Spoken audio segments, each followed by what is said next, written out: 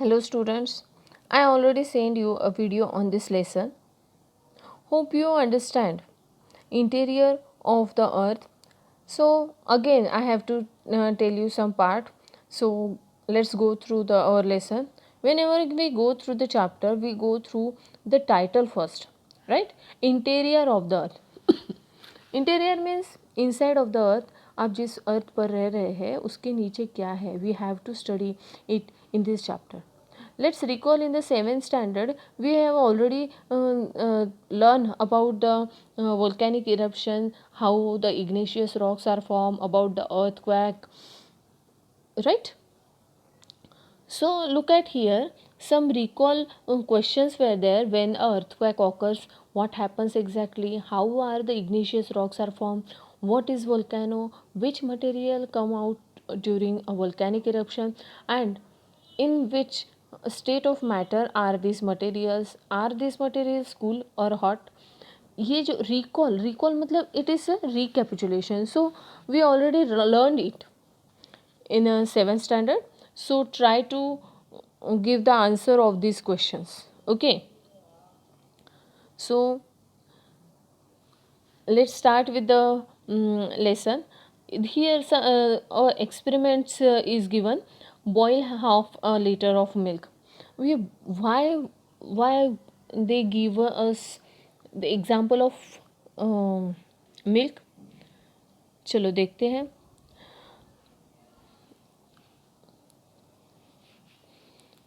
Whenever milk at your home, mummy boil milk daily. After boiling that milk, we switch off the gas flame, okay, और regulator. जैसे जैसे दूध ठंडा होते जाता है उस पर एक क्रीमी लेयर बन जाती है on the upper surface of the milk, and till morning it become more dense और थिक होती है ना. But when milk is boiled and creamy layer become more thick, and the temperature of the upper layer and the inner part are differs, right? Similarly our earth also having the same scenario. Same कैसे? Our earth was formed approximately 4.6 billion years ago. Initially the earth was in a gaseous state, and it started cooling through the process of radiation process के हिसाब से वो धीरे धीरे cool होती गई, and the earth it then liquefied. जैसे gases state के बाद में जैसे वाटर बॉईल करते हैं, बॉइलिंग वाटर देखा है आपने.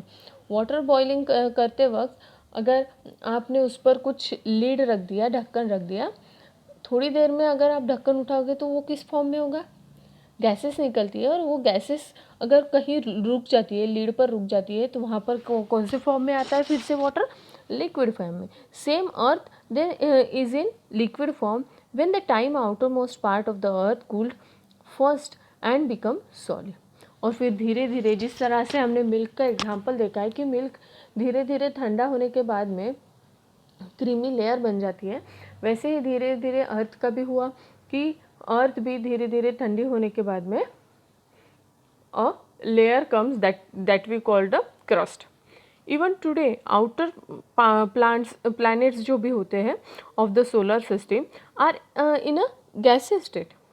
धीरे धीरे देन अर्थ धीरे धीरे सॉलिडिफाई होता गया. इसका outer surface solid and inner surface जो है वो लिक्विड स्टेट में आ गया. You can see the image of the earth's interior. यहाँ पर आप अर्थ इंटीरियर का इमेज देख सकते हैं. यहाँ पर एक एक्सपेरिमेंट भी बताया गया है on which gives idea about the interior of the earth. At the image inner core, यहाँ पर देखो स्टेप्स जो प्रोसेस दी गई है इंटीरियर ऑफ द अर्थ की, जो क्ले होते हैं कलरिंग क्ले, उसके हिसाब से, तो आपको ये समझने में बहुत ज़्यादा आसानी होगी, right.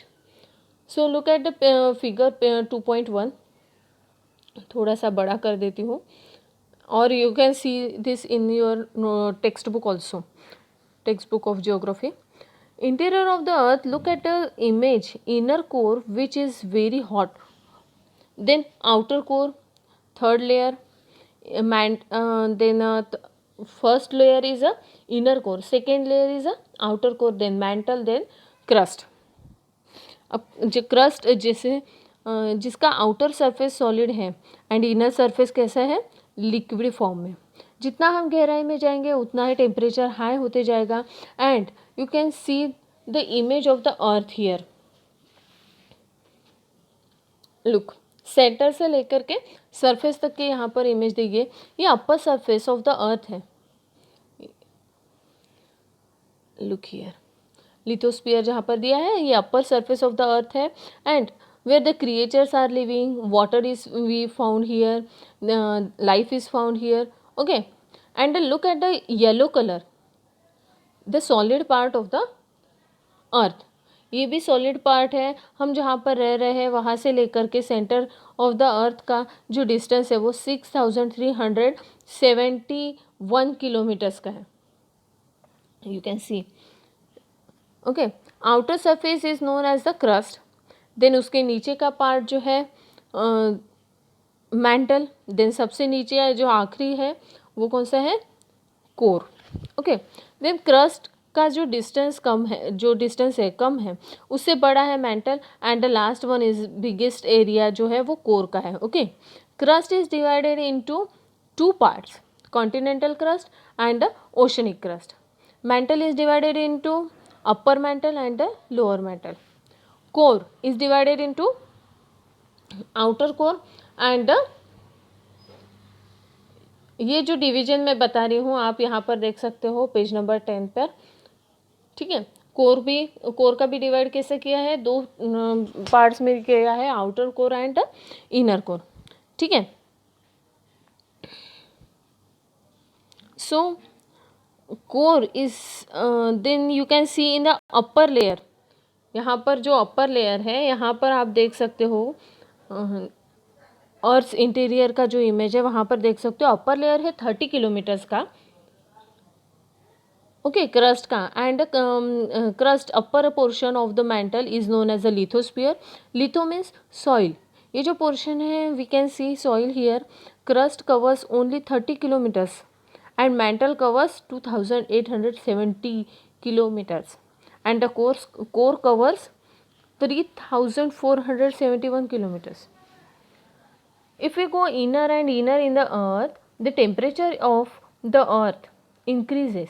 You can see in the book also, as we goes more deeper and deeper, the surface of temperature of the surface is increases. In the area of core, temperature is increases again and again at the center of the earth. The temperature is around 5500 and 5500 to 6000 degrees Celsius. And in summer we start coolers AC because of the temperature. क्योंकि temperature increase होते जाता है up to 40 degree और 45 degree Celsius. हम थक जाते हैं गर्मी की वजह से, परेशान हो जाते हैं। एंड एनी लिक्विड और waters boiling at 100 degree Celsius and 1000 degree Celsius में कितनी गर्मी होगी। जितना हम इनसाइड जाएंगे उतनी गर्मी बढ़ती जाएगी, प्रेशर बढ़ता जाएगा और उससे क्या होगा, एनी सब्सटेंस और एनी मटेरियल और any element which are found in the earth interior in the various layer of the earth that are, जो भी एलिमेंट्स मिलते हैं अर्थ के लेयर के अंदर, जैसे कि यहाँ पर दिया गया है ऑलवेज रिमेंबर में, elements found in the various layers of the अर्थ, जो कि सिलिकॉन है, एल्यूमिनियम है, magnesium, nickel, ferrous etcetera. Okay, ये सारे जो एलिमेंट्स हैं ये क्या होते हैं, किस फॉर्म में होते हैं। ऑब्वियसली अगर अर्थ का टेम्परेचर कम है तो ऑब्वियसली ये जो कोई भी एलिमेंट्स है वो किस फॉर्म में होंगे, obviously in a liquid form, it is in a liquid form. And upper layer जो कि है वो क्रस्ट है, और ये जो मोल्टन मैग्मा है this magma try to comes up, ऊपर आने की कोशिश करता है।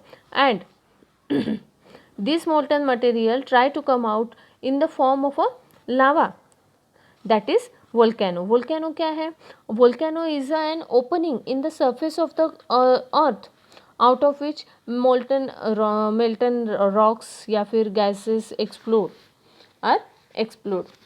and when they come on the surface, in surface पे आते हैं, फिर वो जो एरिया कवर करते हैं it converts into the rocks. Solid form में आता है. लिक्विड फॉर्म में होने के बाद में जब वो सरफेस पर आते हैं तो वो किस फॉर्म में आ जाते हैं, सॉलिड फॉर्म में आते हैं, और उससे जो भी रॉक्स बनते हैं या फिर उससे क्रस्ट बनता है वो सॉइल हो जाती है. इन और महाराष्ट्र में भी जो भी डेक्कन प्लेट्यूज हम लोग बहुत ज़्यादा फेमस है, डेक्कन प्लेट्यू, दक्कन पठार वगैरह. ये जो डेक्कन प्लेट्यूज है ये भी बहुत ज़्यादा फेमस है for the basalt type of rocks. Here basalt rocks are found. Basalt rock is a type of a igneous rock. Igneous rock means lava cold होने के बाद में उससे जो रॉक्स बनते हैं that is the igneous rocks. हज़ारों साल पहले हमारा जो डेक्कन प्लेट्यू है वो वोल्केनिक इरप्शन से बना है. आज भी दुनिया में बहुत सारे एक्टिव वोल्केनोस है. In our India Barren Island, Barren Island कहाँ पे देखा जाता है, अंडमान निकोबार आइलैंड्स में. Okay, Andaman Nicobar union territory है हमारे इंडिया की. ये जो आइलैंड्स हैं वहाँ पर बैरन आइलैंड देखे जाते हैं. वहाँ बैरन आइलैंड में active volcano. Okay, then as we think about the world, in Japan Fuji Island is there where many active volcanoes are located. Then core. So core, what is the core? The core starts from around the depth of about 2900 km from the earth's surface, and the part of the earth's interior extending from mantle up to the center of the earth is the core, and the thickness of the core is about 3471 kilometers. This layer can be divided into outer core and inner core. Core के बारे में मैंने पहले भी बताया है कि core क्या है, आउटर कोर को किस तरह से डिवाइड किया गया है, and core how core is divided in the outer core and the inner core. So we have learnt about the outer core extends from around 2900 kilometers up to 5100 kilometer, and the secondary waves cannot pass through it. Seventh में हम लोग primary waves, secondary waves already पढ़ा हुआ है. तो secondary waves जो है वो यहाँ से पास नहीं होते. अर्थक्वेक उस वक्त जो भी वेव्स आते हैं यहाँ से पास नहीं होते, and they get absorb in this region. This has led the scientist to believe that the core could be liquid or a semi-liquid. The primary waves travel through this layer, but their speed reduces when passing through this layer. तो scientist का कहना है कि it could be, ये जो outer layer का जो part है इस पार्ट में प्राइमरी वेव्स जाती है. सेकेंडरी वेव्स तो नहीं जा सकती है, वहीं पर रुक जाती है, बट प्राइमरी वेव्स भी जब यहाँ से पास आउट होने की कोशिश करती है, at that time what happened, the speed of these primary waves is reduces in this layer, right? Then we have learned that outer core of the earth's interior is in a liquid state, and proportion of the iron is more in this layer. Vertical currents originate in this liquid layer, and this another characteristics of this area. First characteristic क्या है कि primary waves है जो कि travel करती है this layer से, तो उनका स्पीड रिड्यूस हो जाता है. सेकेंड जो भी सेकेंड कैरेक्टरिस्टिक क्या है, जो वर्टिकल करंट्स ओरिजिनेट होते हैं लिक्विड लेयर से होते हैं, right? And the difference between the temperature of the outer and the inner core gives rise to the vertical currents. The earth's rotation gives them ED मतलब circular motion में यहाँ पर जो वेव्स होते हैं वो बनती है, and electric current develops in this spiral eddies of liquid iron, and thus magnetic fields is generated, and it is sometimes called a geodynamo. जो भी मैग्नेटिक वेव्स यहाँ पर बनते हैं because of the circulation of the earth, this magnetic field of the earth is a functional even outside of the Earth's surface also for quite distance. As a result, a cover develops around the Earth. Because of the magnetic field, the Earth's atmosphere is protected from solar winds and coming from the sun, and the magnetic fields thus the developed around the earth is called the magnetosphere.